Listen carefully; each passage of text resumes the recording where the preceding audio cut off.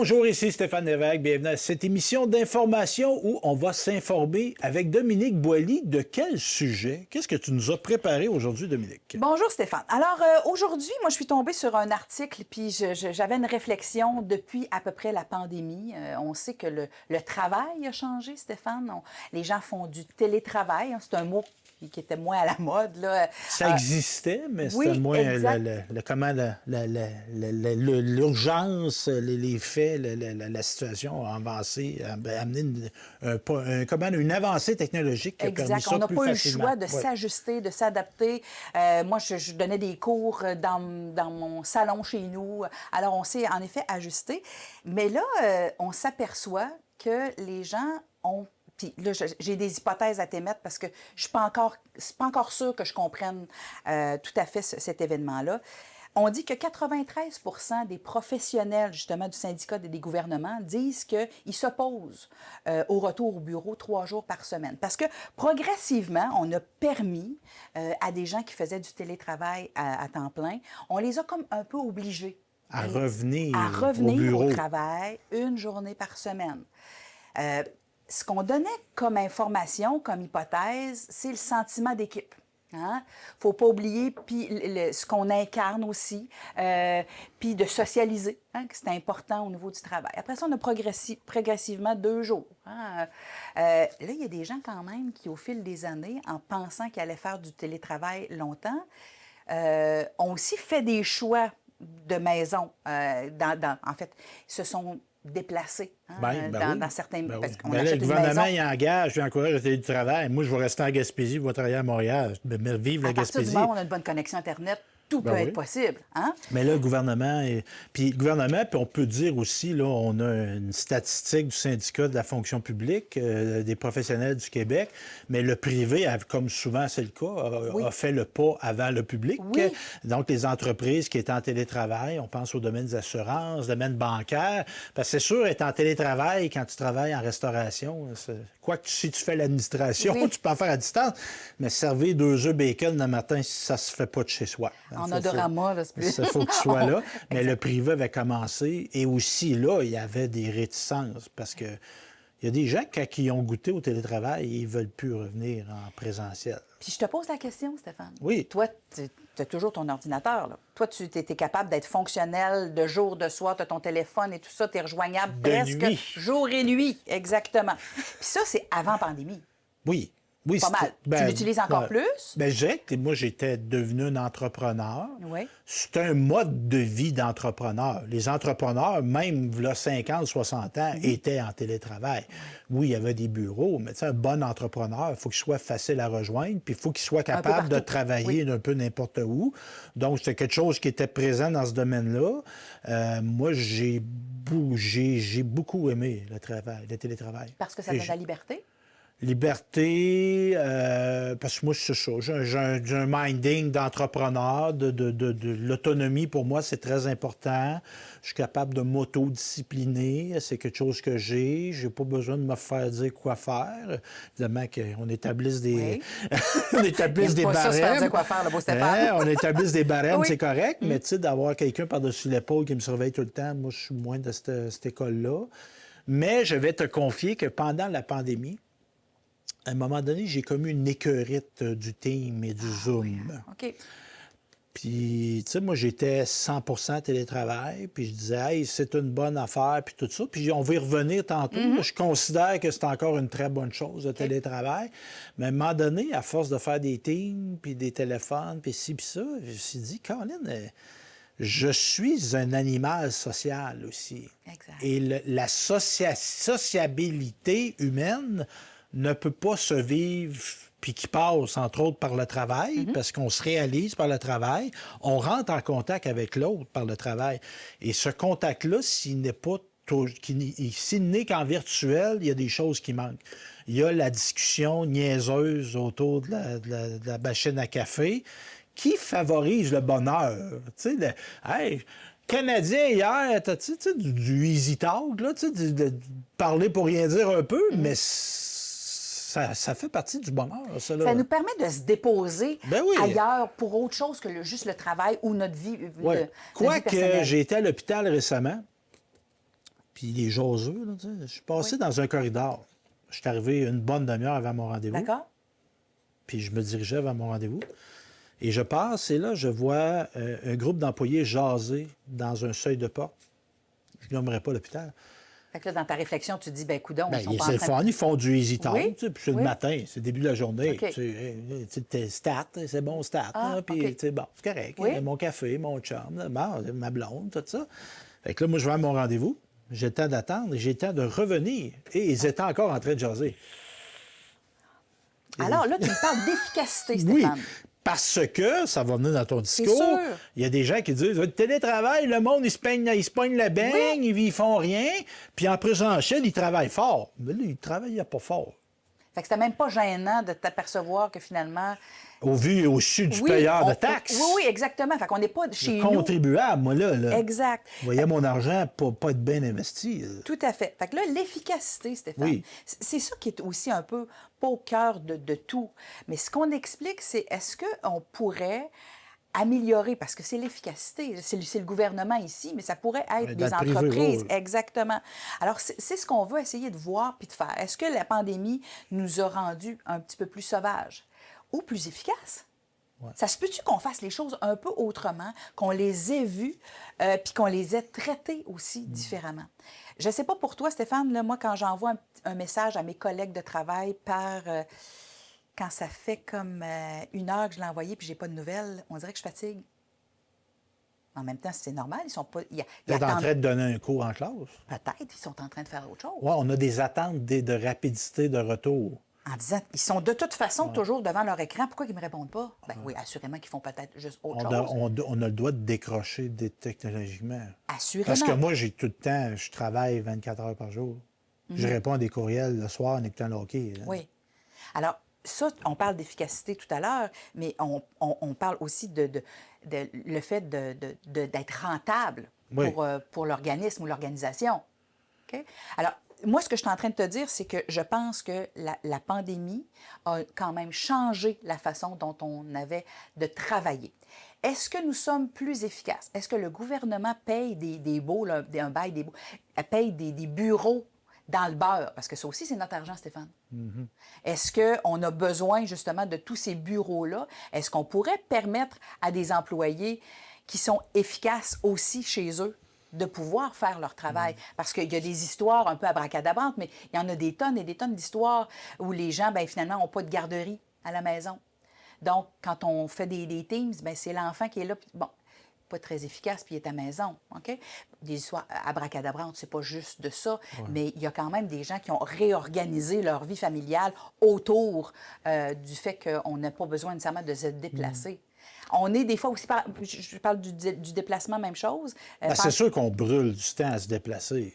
Oui, mais en même temps... Puis des coûts environnementaux, Oui. des coûts de transport. Parce que moi, je pense qu'il y avait beaucoup de malheureux dans la pandémie, mais il y avait du heureux. Je pense qu'on aurait pu désengorger nos centres-villes, diminuer de beaucoup la pollution, diminuer de beaucoup les coûts de transport en commun.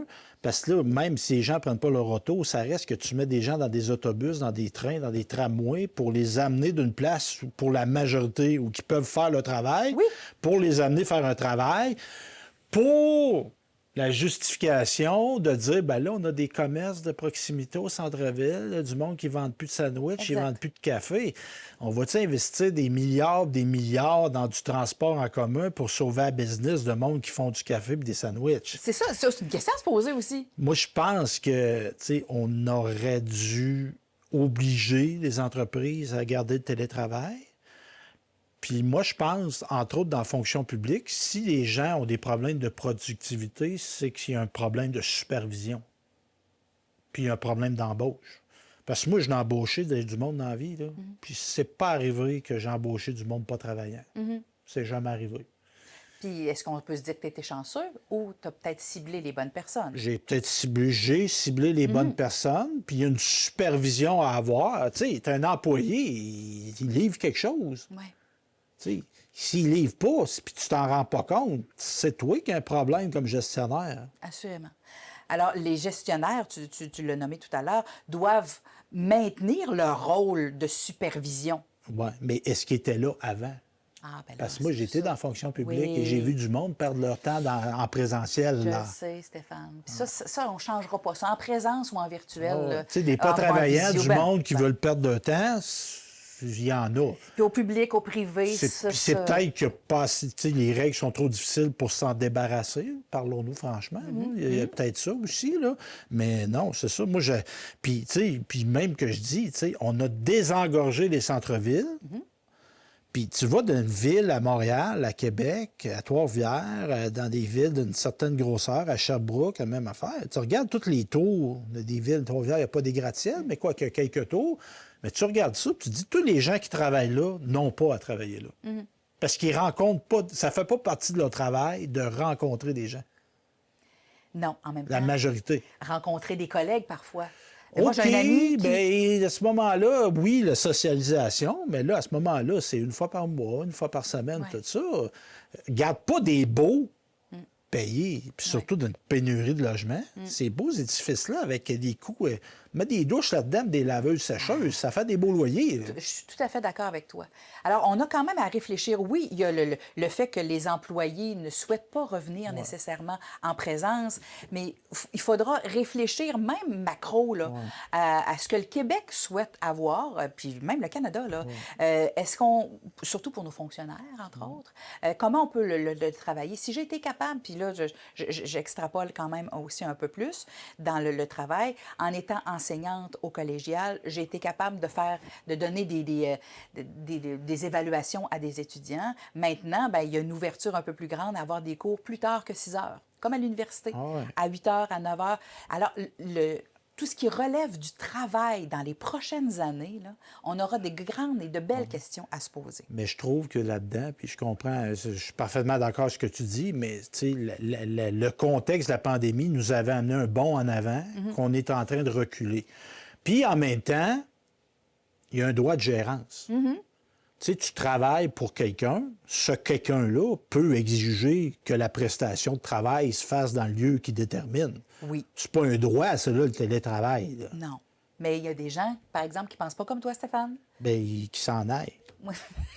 Ah non, mais... Bien, c'est facile de Tu sais, même. j'ai été embauché, moi. Ben, c'est sûr que la personne dans la fonction publique, on va se parler franchement, la personne qui est embauchée en 2021 en se faisant dire tu peux faire du télétravail, puis là, on surveille de bord, tu peux plus faire de télétravail, je trouve qu'il y a un aspect de fausse représentation. D'accord. Mais ça fait 25 ans que tu es dans la fonction publique, tu es embauché, tu travailles dans un beau petit cubicule, pendant 2, 3 ans, 4 ans, tu n'as plus travaillé dans un cubicule, puis l'employeur dit tu vas retravailler dans ton cubicule, prends ta boîte à lunch, puis va-t'en dans ton cubicule. Puis si ça ne fait pas ton affaire, Prends ta retraite. va travailler ailleurs. Oui, oui, oui, exact. Je suis d'accord avec toi. Puis, tu sais, je pense que cette énergie-là d'être avec des gens a pu rendre des gens peut-être un peu plus sauvages. Puis en se disant, bien, je suis capable quand même d'être fonctionnel, de me partir une brassée de lavage, une sauce à spaghetti en même temps, puis être fonctionnel dans plusieurs sphères de mon travail. Même, puis je vais chercher le lien que j'ai avec des gens d'une autre façon.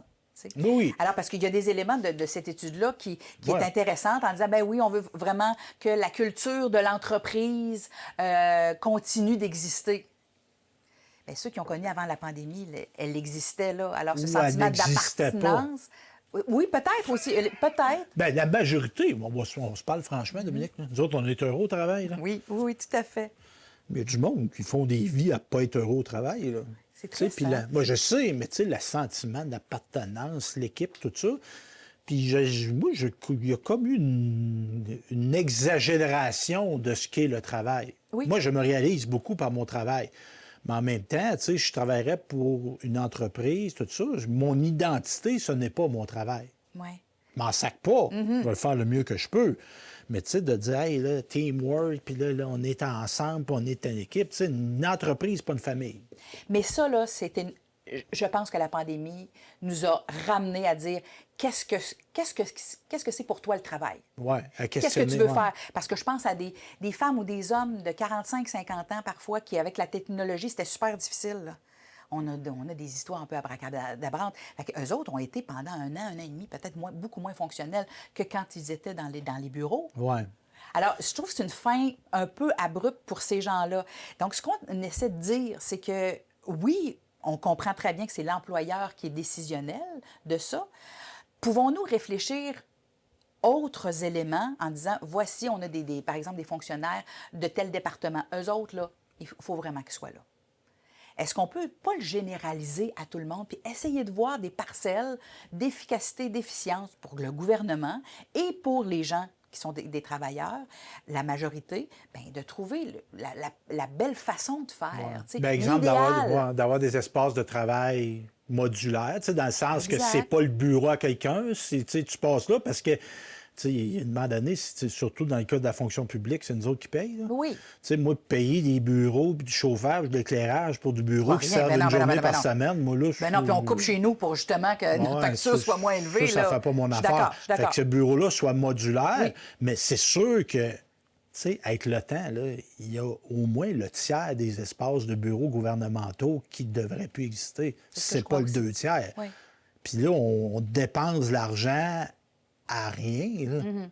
Ces bureaux-là ne servent pas. Là. C'est le désert. Là.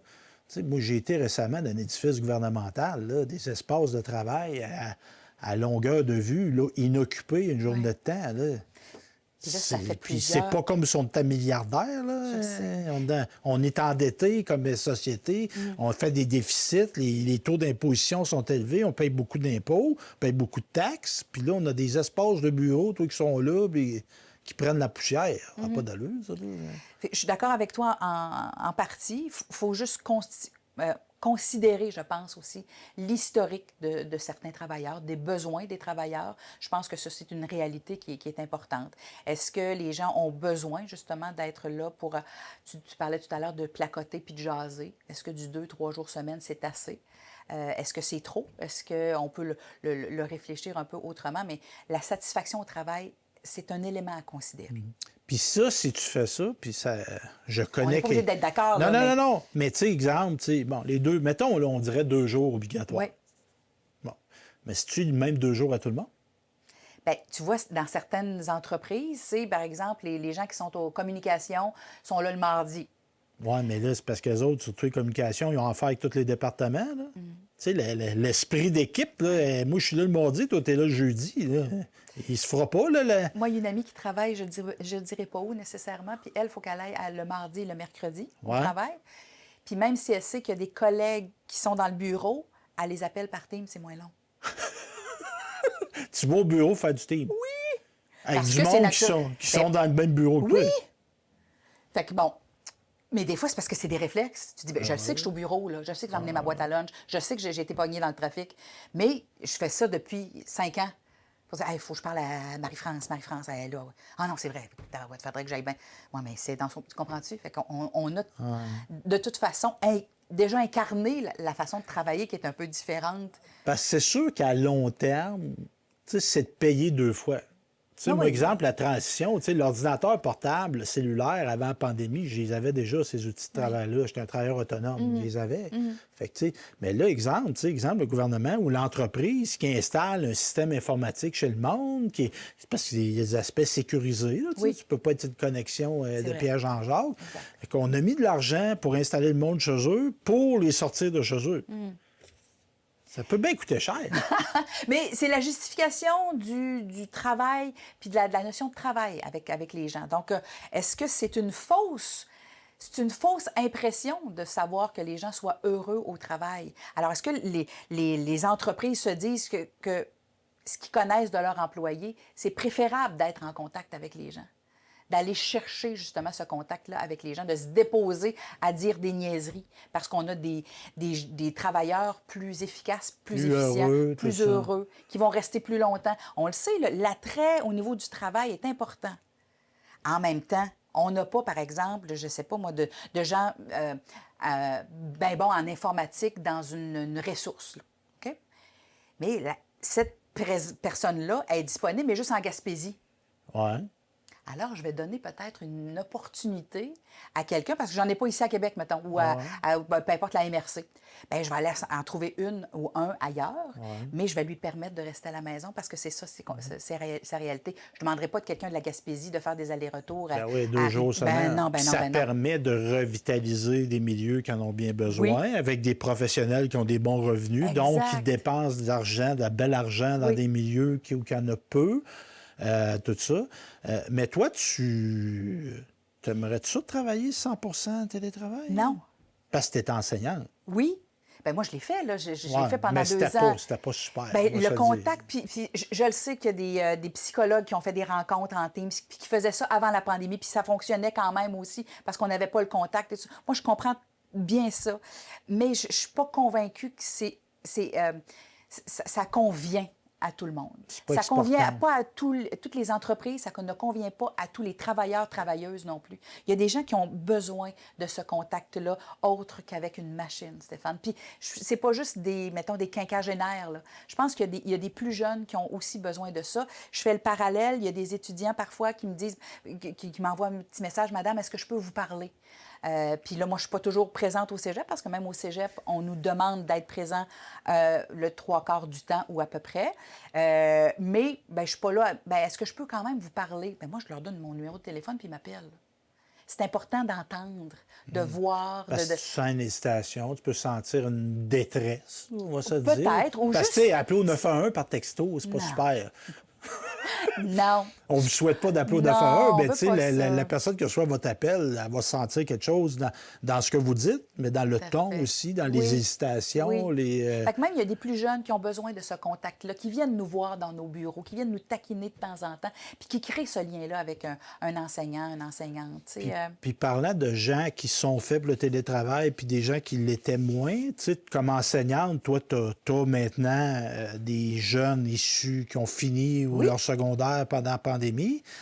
Ça a fait quelle sorte d'étudiants, ça, au cégep? ben, ça a bien été pour certains, puis d'autres, là, tu dis, mon Dieu, comment ça? Donc, en français, c'est bien difficile de même. Mais je pense qu'on leur a donné des fois là, des diplômes un peu plus rapidement. Là. Tu sais, il y en OK. a qui n'ont peut-être pas terminé. Alors, oui, il y a eu des écarts importants, des étudiants qui arrivaient avec des lacunes importantes d'organisation de travail, puis qui Ou ont de la trouvé... concentration? Oui, c'est- aussi, à plein d'égards, là, qui étaient peut-être plus vulnérables, qui ont vécu, puis qui n'avaient pas de soutien tant que ça de famille. Hein. Quand même, Oui. on ne veut pas faire de la thérapie avec nos étudiants qui sont adultes, en général, au cégep, mais il y en a qui ont vécu ça de façon un peu plus difficile et qui ont eu des accommodements, je vais le dire comme ça, pour finir leur secondaire, ce qui fait qu'au cégep, là, c'est pas toujours simple pour certains d'entre eux. Alors, ils sont pas toujours capables de le nommer, mais ils ont besoin de la présence des enseignants et enseignantes. Puis le contact présentiel, quand on est enseignante comme toi, dans le non-verbal, dans la présence ou l'absence présentielle des élèves, des fois, tu vas décoder des choses Ouais. que tu décoderais pas si la personne est devant son écran. Tu sais, moi, je t'ai déjà entendu des anecdotes d'enseignement. Des fois, tu vas rappeler à l'ordre bien amicalement des élèves que tu sens qu'ils ne suivent plus. Ouais. Mais tu sens qu'ils ne suivent plus ou qu'il y a une perte, sont là dans les yeux. Tu vois qu'il y a comme une hésitation ou une question qui ne vient pas, mais qui est dans leurs yeux. Exact. Mais ça, c'est parce que tu es en présentiel. Tu ne pourrais pas le vivre devant un écran, ça. Bien, on peut être de bons observateurs Ah ouais. aussi à la maison. On peut quand même poser des questions. Il y a une sensibilité qui peut être transmise. Mais je pense qu'il faut être assez solide pour la décoder, être assez solide pour l'exprimer aussi. Puis il y a des étudiants qui étaient aussi quand même capables, même avec cette virtualité-là, de se dévoiler. Il y en a certains là, qui étaient... De se confier. Ah Oui, ouais, quand ok. même. Mais il faut travailler autrement, Stéphane. C'est pour ça que je te dis, moi, je ne sais pas si je suis pour, je suis contre. Il y a des fois, je me dis, ben oui, ça a du bon sens, mais pour tel type de professionnel ou de travailleur, ça peut être une bonne idée parfois. Mais tantôt, tu parlais de psychologue. Ça m'a étonné que tu sois en faveur de la virtualité dans de la thérapie. Parce que, C'est mieux d'avoir ça que de rien avoir. OK. Comprends-tu? C'est-à-dire que, par exemple, ça fait quelques années que tu vois un professionnel, un psychologue, un travailleur social, peu importe. Puis là, dans des circonstances particulières, on ne peut pas faire du présentiel au lieu de l'annuler parce qu'il est important, par exemple, dans un processus. Bien, on a toujours l'option de la virtualité. qui n'est pas impossible parce que le lien est déjà décodé. Alors, on peut quand même poser des questions. Bon, Dominique, la dernière fois, tu m'as parlé de telle chose. On revient sur ces éléments-là. OK. Parce que moi, dans ma tête, la thérapie, c'est de la crise. Ouais. Quelqu'un qui est en situation de crise, tu le rencontres par ordinateur. Mais c'est intéressant parce que faire une crise devant un ordinateur, Stéphane, là, pas pareil qu'en présence. Hein? Oui, on peut exprimer des choses devant un ordinateur, mais le ressenti n'est pas le même. Alors, est-ce qu'on va pouvoir se freiner davantage devant un ordinateur? Oui, mais ça crée un biais, ça crée un obstacle. Ça dépend. Parce que, tu sais, l'exemple, tu vois, moi, je sais pas, je consulte parce que je suis super stressé. Oui. Puis là, tu sais, on va dire, ça coupe ici, puis je suis tout le temps à faire ça de même. Le psychiatre, il verra pas que je fais ça de même tout le temps, lui, là. Il va l'entendre. Oui, c'est ça. Bien, il pourrait l'entendre, le décoder mais autrement. Lui, dans son analyse thérapeutique, on va appeler ça de même, tu sais, que j'ai un tic que je me tape tout le temps à la cuisse, ça veut dire quelque chose, là. Je dis pas que je suis nerveux, là, mais mon corps dit que je vis quelque chose de très inquiétant, là. D'accord. Fait que c'est ça. De façon pas nécessairement toujours totale, je pense que ça peut être possible. Dans les organisations, entre autres, pour rencontrer des organisations qui sont un peu en crise, je pense que ça pourrait être intéressant. C'est une alternative que je crois qui peut être intéressante. Est-ce que c'est l'idéal tout le temps? Non, mais de plus en plus, ces services-là sont offerts, Stéphane, un peu partout, de soutien. Alors, on ne peut pas se déplacer toujours. Comme on dit en bon français, ça peut faire la job. C'est pas optimal tout le temps, mais je pense que pour certaines personnes, ça peut être possible. Fait que c'est pour ça que moi, je suis comme un peu ambivalente sur le retour, sur l'obligation. Ça change la façon de travailler, l'efficacité, l'efficience. C'est pas encore clair dans ma tête. Mais en même temps, tu sais, des milieux de travail, ça se peut qu'il y ait des directives qui s'appliquent à tout le monde. Là, parce que là, à un moment donné, tu es payé pour faire un job, puis ton employeur peut exiger des choses que tu fasses ta job. Je suis d'accord avec toi. Merci, Dominique Ça Boily. fait plaisir.